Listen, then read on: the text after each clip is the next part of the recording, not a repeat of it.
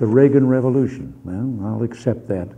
But for me, it always seemed more like the great rediscovery, a rediscovery of our values and our common sense.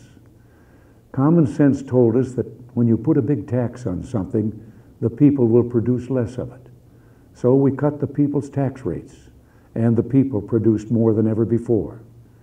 The economy bloomed like a plant that had been cut back and could now grow quicker and stronger. Our economic program brought about the longest peacetime expansion in our history. Real family income up, the poverty rate down, entrepreneurship booming, and an explosion in research and new technology. We're exporting more now than ever because American industry became more competitive.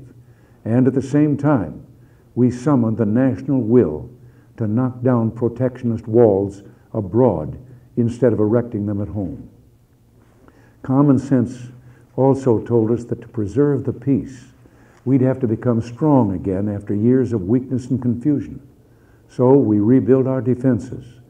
And this new year, we toasted the new peacefulness around the globe.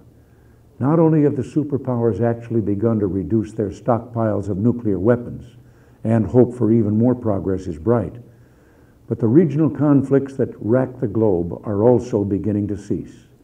The Persian Gulf is no longer a war zone. The Soviets are leaving Afghanistan. The Vietnamese are preparing to pull out of Cambodia.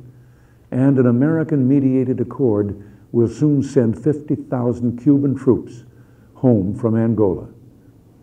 The lesson of all this was, of course, that because we're a great nation, our challenges seem complex. It will always be this way. But as long as we remember our first principles and believe in ourselves, the future will always be ours. And something else we learned. Once you begin a great movement, there's no telling where it'll end. We meant to change a nation, and instead, we changed a world. Countries across the globe are turning to free markets and free speech, and turning away from the ideologies of the past. For them, the great rediscovery of the 1980s has been that, lo and behold, the moral way of government is the practical way of government. Democracy, the profoundly good, is also the profoundly productive.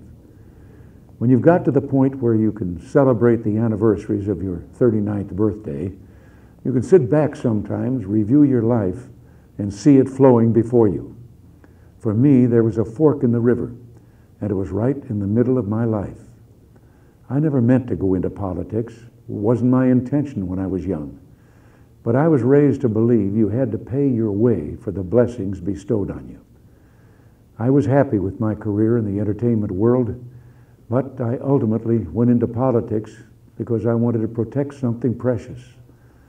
Ours was the first revolution in the history of mankind that truly reversed the course of government, and with three little words: we the people. We the people tell the government what to do. It doesn't tell us. We the people are the driver. The government is the car, and we decide where it should go and by what route and how fast. Almost all the world's constitutions are documents in which governments tell the people what their privileges are. Our Constitution is a document in which we, the people, tell the government what it is allowed to do. We, the people, are free. This belief has been the underlying basis for everything I've tried to do these past 8 years. But back in the 1960s, when I began, it seemed to me that we'd begun reversing the order of things, that through more and more rules and regulations and confiscatory taxes, the government was taking more of our money, more of our options, and more of our freedom. I went into politics in part to put up my hand and say, stop. I was a citizen politician, and it seemed the right thing for a citizen to do. I think we have stopped a lot of what needed stopping. And I hope we have once again reminded people that man is not free unless government is limited. My friends, we did it. We weren't just marking time. We made a difference. We made the city stronger. We made the city freer. And we left her in good hands. All in all, not bad. Not bad at all. And so, goodbye. God bless you, and God bless the United States of America.